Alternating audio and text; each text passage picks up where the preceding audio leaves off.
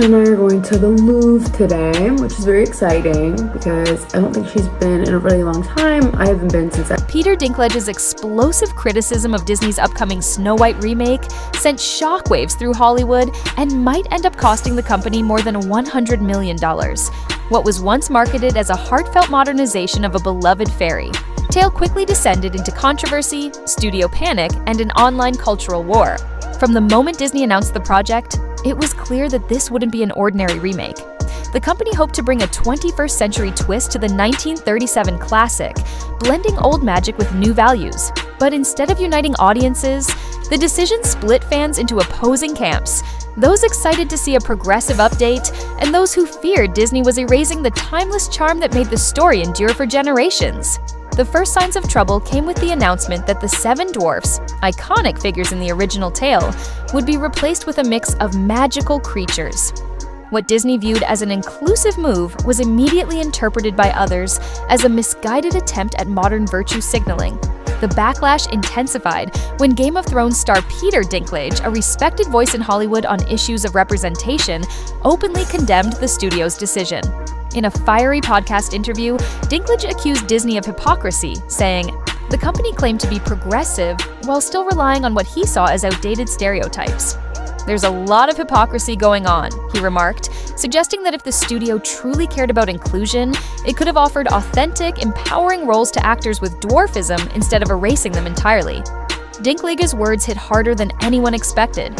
Within days, his comments dominated entertainment news cycles, and Disney found itself on the defensive. Reports emerged that the studio was scrambling to rewrite scenes and redesign characters, with insiders describing panic meetings and massive creative overhauls. What had been a glossy, confident production was suddenly riddled with doubt and indecision. Fans began to wonder what kind of movie would even remain once all the changes were complete. The original concept of a simple fairy tale revival had mutated into a politically charged battlefield over identity, authenticity, and corporate messaging. Meanwhile, casting debates only added fuel to the fire. Rachel Zegler, the young actress chosen to play Snow White, was initially celebrated for her vocal talent and breakout success in West Side Story. But enthusiasm quickly turned to contention, as online critics questioned her remarks about the original film's outdated themes. In interviews, Zegler suggested that her version of Snow White wouldn't be saved by the prince, emphasizing independence and modern values. What she meant as empowerment was seized upon by detractors as arrogance and disrespect toward Disney's heritage. Memes spread, hashtags trended, and fans began accusing her of mocking the very movie she was supposed to honor. As the storm grew, Disney's silence made things worse. The company released no strong statement defending its direction, leaving speculation to fill the void. Insiders hinted that test screenings had gone poorly, with audiences confused by the film's tone, unsure whether it was meant to be a fairy tale, a moral lecture, or a satire. Rumors of behind-the-scenes tensions circulated, from disagreements between creative teams to doubts about Zegler's public image. The project that once promised to redefine Disney's legacy was now being described by critics as the Snow White disaster. By the time major outlets began reporting that the remake could lose over $100 million, the damage was already done. The film had become symbolic of a larger cultural struggle, a cautionary tale about what happens when studios chase public approval instead of artistic vision. Dinklage's comments, which started as a call for authenticity and dignity, had triggered an avalanche of unintended consequences. Fans who once trusted Disney to preserve the magic of childhood were now openly mocking the brand that built it. In the end, what began as an effort to bring a classic story into the modern age became one of the most divisive moments in the company's recent history. Disney had wanted to celebrate inclusivity and progress, but instead, it stumbled into a costly identity crisis. For many, the Snow White controversy isn't just about one movie. It's about the future of storytelling itself, and whether Hollywood still knows how to honor tradition while speaking to a new generation.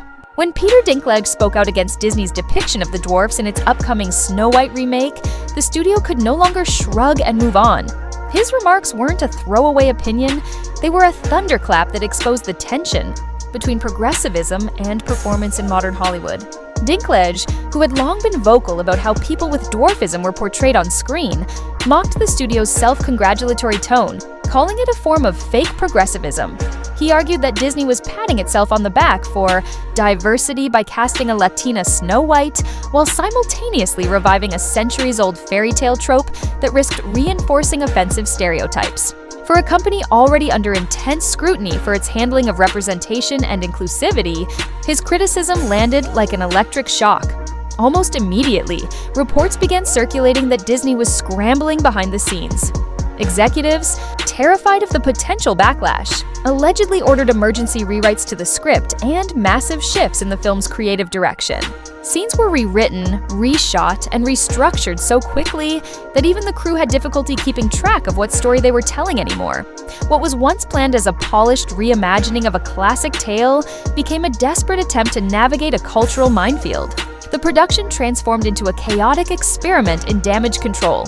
Meanwhile, the public was fiercely divided. Some praised Dinklage for standing his ground, applauding him for forcing Hollywood to confront lazy or outdated portrayals that had persisted for decades. To them, he was a necessary voice holding a billion-dollar studio accountable. But others felt differently. They accused him of meddling with a cherished story, arguing that Snow White and the Seven Dwarfs was never meant to be political and that his critique had ruined a rare chance for representation among actors with dwarfism. The live-action Snow White was no longer just a film. It had evolved into a full-blown cultural flashpoint, a symbol of everything fractured about modern storytelling. Behind closed doors, Disney doubled down on its mission to make the remake the ultimate progressive fairy tale.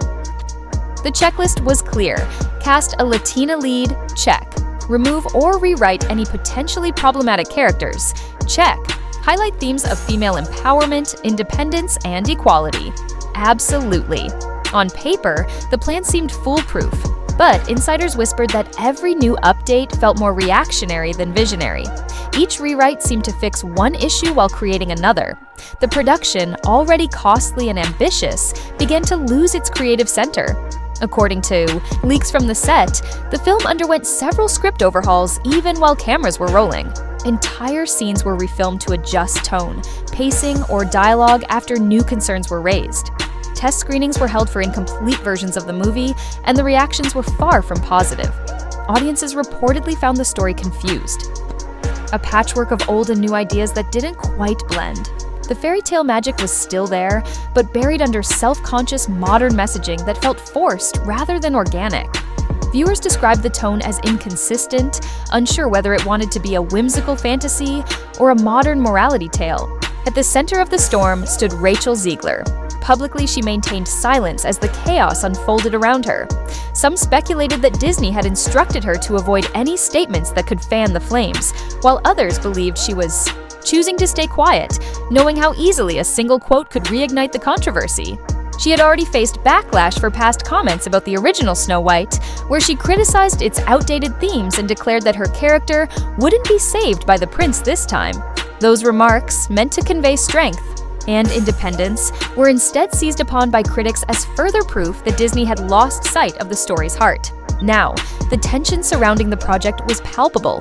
Insiders described a nervous energy on set, as if every creative decision was being second-guessed. Some crew members reportedly joked that they didn't know which version of Snow White they were working on anymore, the one meant for audiences or the one meant to appease headlines. What had begun as a simple fantasy revival was now a corporate crisis about identity, art, and politics. By the time Dinklage's comments faded from the news cycle, the damage was already entrenched. Disney's attempt to control the narrative had only deepened the divide among fans and critics alike. The studio's biggest challenge wasn't just finishing the film, it was convincing the world that Snow White still had a story worth telling, one that could bridge the gap between timeless fantasy and the ever-changing demands of modern audiences. Entire cast of West Side Story cannot wait for you to see the film that we so proudly shot in the street. As production dragged toward completion, the doubts surrounding Snow White only grew louder and more unshakable. Insiders whispered that the movie audiences would eventually see bore little resemblance to the story Disney had set out to tell. Then came the leaks. Early test screening reports that painted a picture of confusion, tonal chaos, and underwhelming audience reactions. It didn't take long for the phrase "Snow White disaster" to explode across social media, spreading like wildfire as entertainment sites, YouTubers, and influencers picked up the story. Overnight, what had once been marketed as a bold reimagining of a classic fairy tale was now the internet's favorite punching bag. The backlash gained speed with each passing week. Online commentators pounced on every rumor of script rewrites, deleted scenes, or botched reshoots, weaving them together into a narrative of creative collapse. It seemed everyone had an opinion, and no one was defending Disney. Caught in the center of the storm was Rachel Zegler. Whether she wanted the attention or not, her silence became its own kind of statement. Fans, journalists, and critics began asking why the film's lead, once so vocal about empowerment and authenticity, was suddenly nowhere to be found. Some assumed she was muzzled by Disney's PR team, forbidden from speaking to avoid further controversy. Others took her quiet as complicity, interpreting it as proof that she agreed with the decisions that had driven fans away. As the online frenzy intensified, the story stopped being about the film itself and became about blame. Think pieces flooded the internet. YouTube commentators posted hour-long breakdowns analyzing what had gone wrong. Social media spiraled with hashtags accusing Disney of hypocrisy, arrogance, and creative cowardice. The studio's responses felt limp, cautious statements that neither confirmed nor denied anything. It was as if Disney itself couldn't decide which version of events it wanted the public to believe. Then came the most explosive rumor yet: whispers that Rachel Zegler privately blamed Peter Dinklage for much of the chaos. According to unverified leaks and anonymous insider chatter, she allegedly believed Dinklage's harsh criticism had spooked Disney executives, leading to the last-minute script changes that derailed the production. Entire scenes were rewritten or scrapped. Characters were reimagined in ways that clashed with earlier footage. Continuity broke down. The domino effect of those rewrites, some speculated, was what turned Snow White from a potential hit into a troubled film with no clear identity. The rumor caught fire. Comment sections lit up with arguments about whether Zegler was unfairly scapegoating Dinklage, or if he truly had triggered a corporate panic that changed the movie's direction. The debate went far beyond celebrity gossip. It became a cultural Rorschach test for how audiences interpret progress, criticism, and art in the modern era. Was Dinklage a hero for challenging lazy stereotypes, or had his critique unintentionally destroyed opportunities for the very community he wanted to protect? Was Zegler a victim of studio mismanagement, or a symbol of how modern Hollywood misunderstands the balance between empowerment and tradition?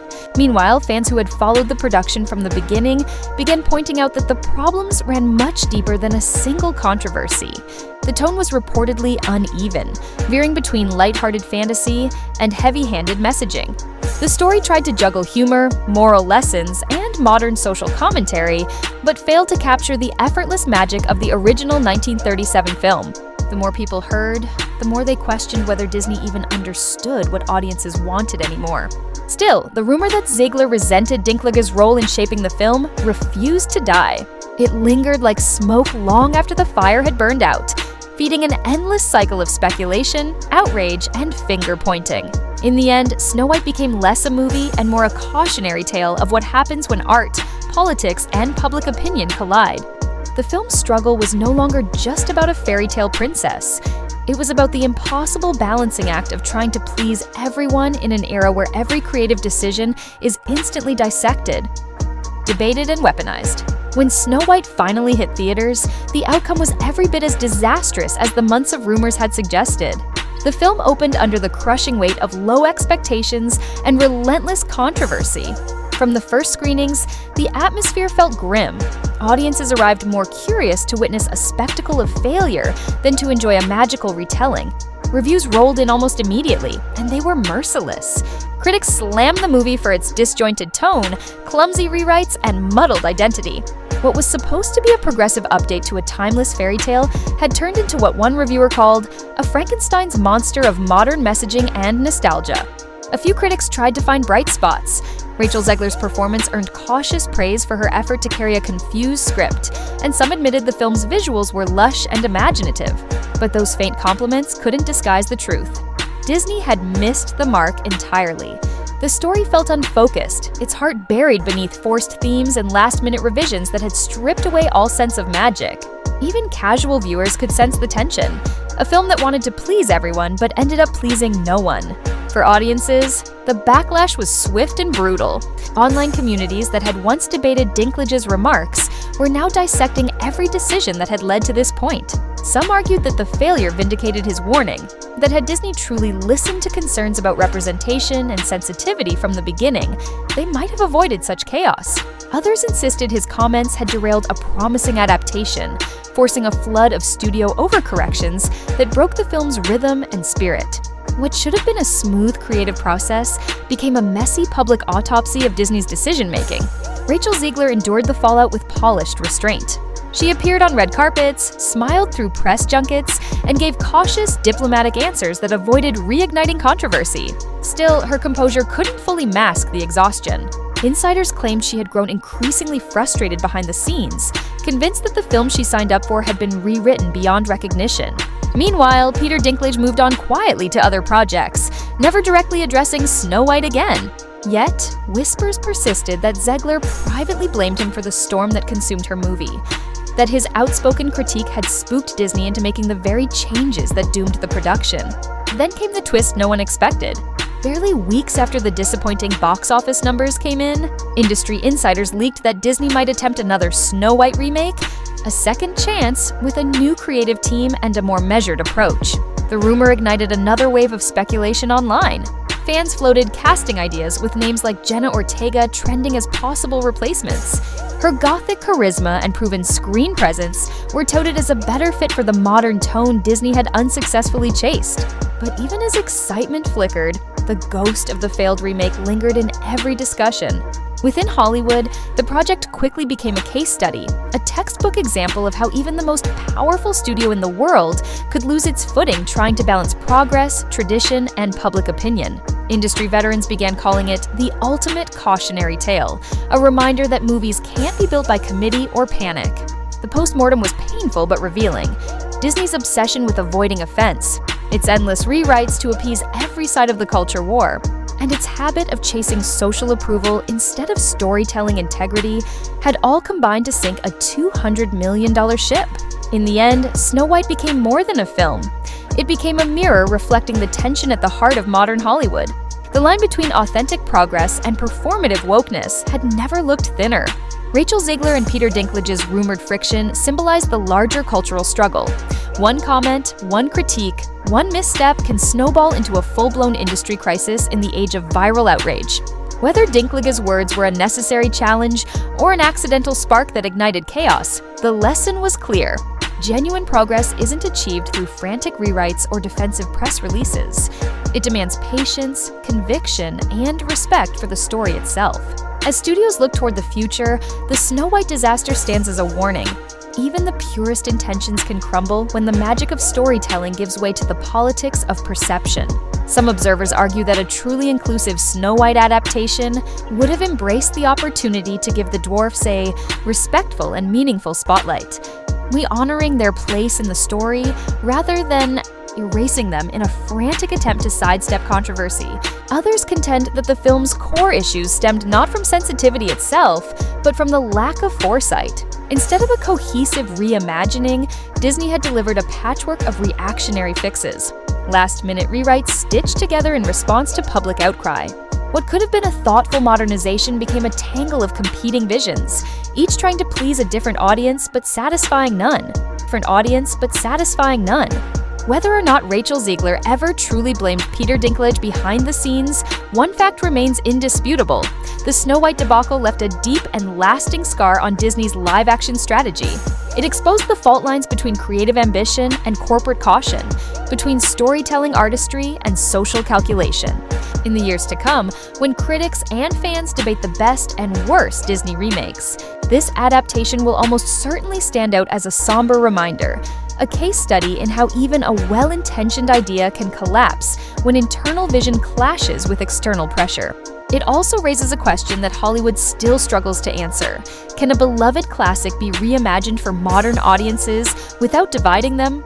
Is it possible to honor the spirit of a story while updating its message, without losing the heart that made it endure in the first place? The Snow White controversy suggests that modernization requires far more than last-minute rewrites or surface-level adjustments. It demands a shared creative purpose from the very beginning, one that neither clings to outdated tropes nor shoehorns in new ideals for the sake of appearances. At its essence, Snow White remains one of the most iconic fairy tales in storytelling history. A simple yet powerful fable of innocence, envy, and renewal that has resonated across cultures for generations. That legacy still holds tremendous emotional weight. Whatever future adaptations may arise, each will carry the burden of what came before. The memory of a project undone by miscommunication, reactive decision-making, and an overwhelming desire to appease everyone at once. Some filmmakers will surely try to redeem those mistakes with more grounded, character-driven retellings. Others might choose bold reinventions that bear little resemblance to the original tale. But all will face the same challenge: how to respect tradition while speaking to a modern world that scrutinizes every creative move in real time. Ultimately, the Snow White disaster is more than just a production gone wrong. It's a mirror reflecting the fragile state of Hollywood itself. In an era where fan voices echo louder than studio executives, where social media outrage can shape entire storylines overnight, and where one actor's statement can ignite a global firestorm, good intentions are no longer enough. To avoid future fiascos, it will take more than diversity checklists and PR-driven pivots. It will take vision. It will take a cohesive plan rooted in respect for both the story and the audience. And above all, it will take courage. The courage to stand by creative conviction instead of bending to panic. If Disney truly learns from this painful chapter, perhaps Snow White's legacy will not end as a cautionary tale, but as a turning point, a moment when the studio finally rediscovered the balance between progress and magic, between modern relevance and timeless wonder.